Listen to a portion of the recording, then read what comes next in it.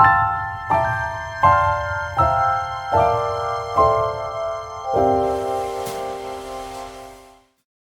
teman-teman semua, kembali lagi di video saya kali ini. Jadi pada video kali ini saya sudah masuk ke bab ketiga, yaitu Networking Models. Nah, pada bab 3 kali ini kita akan mempelajari 8 materi. Yang pertama ada konsep networking model, yang kedua ada TCP/IP model, yang ketiga ada TCP/IP model application layer, transport layer, network layer, data link layer, dan physical layer. Kemudian yang ketujuh ada encapsulation dan decapsulation, dan yang terakhir ada OSI model. Nah, konsep networking model itu identik dengan jaringan komputer mengacu pada perangkat komputasi yang saling terhubung, serta dapat bertukar data dan berbagi sumber daya satu sama lain. Untuk terjalinnya proses bertukar data tersebut, diperlukannya aturan yang mendefinisikan bagaimana kumpulan komputer agar bisa saling berkomunikasi. Aturan tersebutlah yang disebut dengan networking models. Jadi, bagaimana setiap vendor dapat saling berkomunikasi dengan Open Standard Networking Models yang tersedia. Untuk saat ini, Open Standard Networking Model yang tersedia dan terkenal ada dua, yaitu TCP/IP model dan OSI model.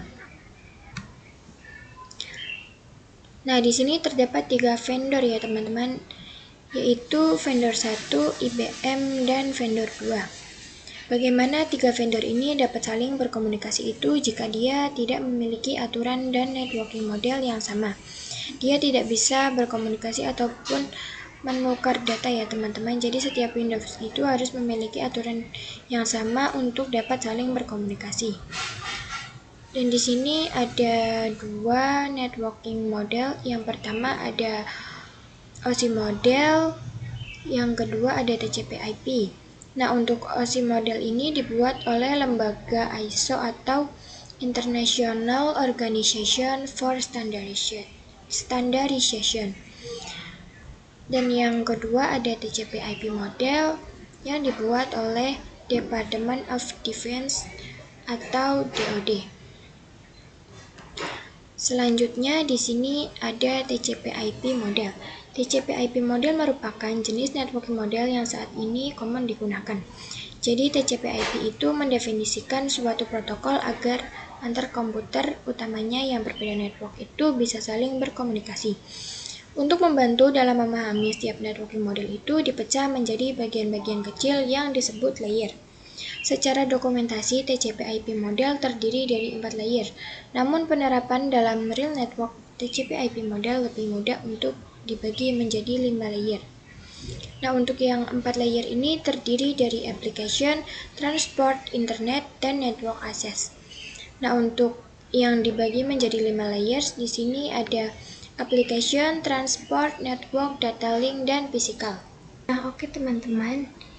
Jadi kalian itu bisa langsung buka web https://jamcorner.wordpress.com. Di sini teman-teman bisa membaca-baca untuk lebih memahami materi tentang networking model. Selanjutnya kita akan lanjut ke materi yang selanjutnya, yaitu TCP/IP Transport Layer. Jadi fungsi dari transport layer adalah menyajikan atau memberikan service ke application layer atau transfer data. Untuk transport layer dapat 2 protokol yang sering digunakan, yaitu TCP dan UDP. Nah, jadi di sini ada 2 perbedaan dari TCP dan UDP. Kita akan berbicara TCP terlebih dahulu. Kalau TCP ini dia lebih dapat diandalkan ya teman-teman.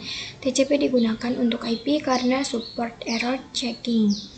Nah, sedangkan UDP ini dia lebih cepat ya teman-teman. UDP ini digunakan untuk video streaming seperti game dan aplikasi lain yang membutuhkan kecepatan data. Salah satu mekanisme yang disediakan oleh transport layer khususnya pada TCP itu adalah error recovery mechanism.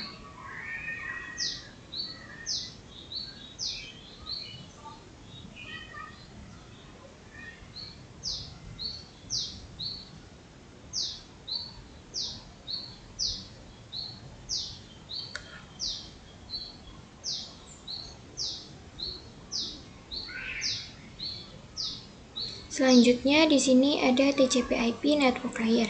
Jadi untuk network layer hanya terdapat satu contoh yaitu IP. Dan IP menyediakan dua fitur yang sangat penting yaitu addressing dan routing yang dimana berfungsi untuk menangani konektivitas dan pemilihan jalur. Setiap perangkat jaringan memerlukan alamat unik di jaringan. Nah, dapat kalian lihat di sini dia memiliki IP sendiri-sendiri ya teman-teman. Jika kedua komputer ini dia ingin berkomunikasi, maka dia harus menghubungkan IP-nya terlebih dahulu.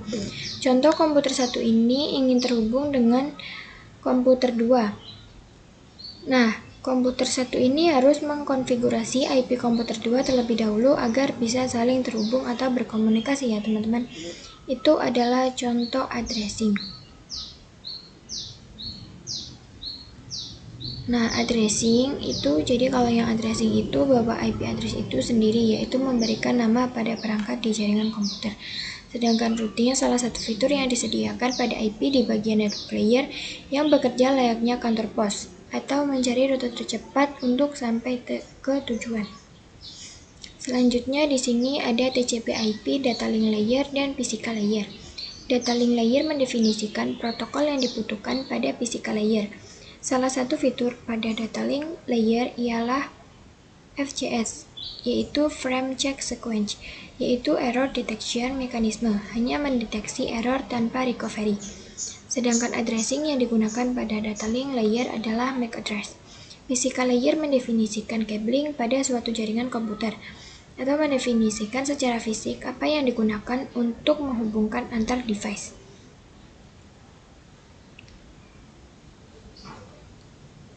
Nah, di sini ada gambar dua perangkat ya teman-teman. Agar bisa saling terhubung itu kita memerlukan perantara yaitu wireless. Nah, ini mendefinisikan secara nyata apa yang digunakan dan diperlukan untuk membuat kedua perangkat ini dapat saling terhubung dengan menggunakan perangkat. Nah, untuk perantara berbasis ini menggunakan kabel UTP dan yang berbasis wireless menggunakan gelombang elektromagnetik. Salah satu fitur pada data link layer ialah FCS, yaitu Frame Check Sequence, yaitu error detection mechanism, hanya mendeteksi error tanpa recovery. Kita bisa lihat perbedaannya. Kalau tidak, ini mekanismenya ini berbasis detection, sedangkan yang sebelumnya di transport layer TCP itu dia nggak cuma detection tetapi juga melakukan recovery ya teman-teman.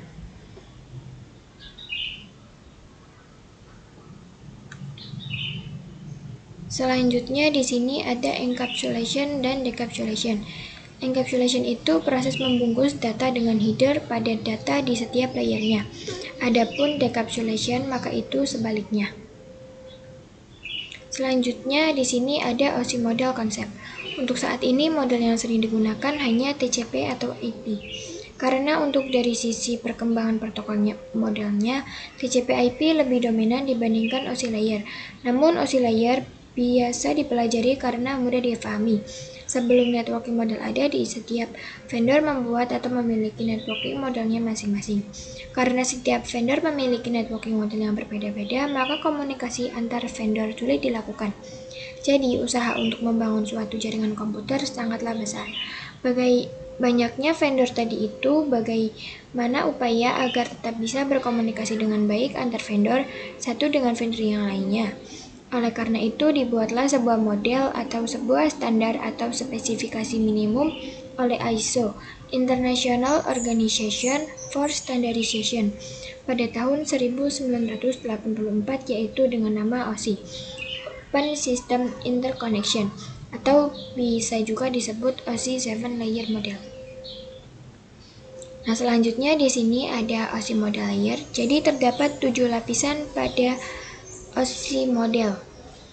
Yang pertama ada application layer, presentation layer, session layer, transport layer, network layer, data link layer, dan physical layer. Nah, di TCP/IP ini dalam aplikasi terdapat 3 OSI model ya teman-teman. Nama OSI model pada TCP/IP hanya ada pada application. Nah, pada OSI model terdapat application, presentation, dan session. Nah, pada layer 1 sampai 4 ini dia dinamakan lower layer, atau dia berkaitan dengan user interface dan data formatting serta komunikasi. Sedangkan upper layer yang berkaitan dengan bagaimana data itu mengalir ini pada layer ke-5 sampai ke-7. Mungkin sampai sini saja video yang dapat saya sampaikan. Terima kasih. Thank you everyone!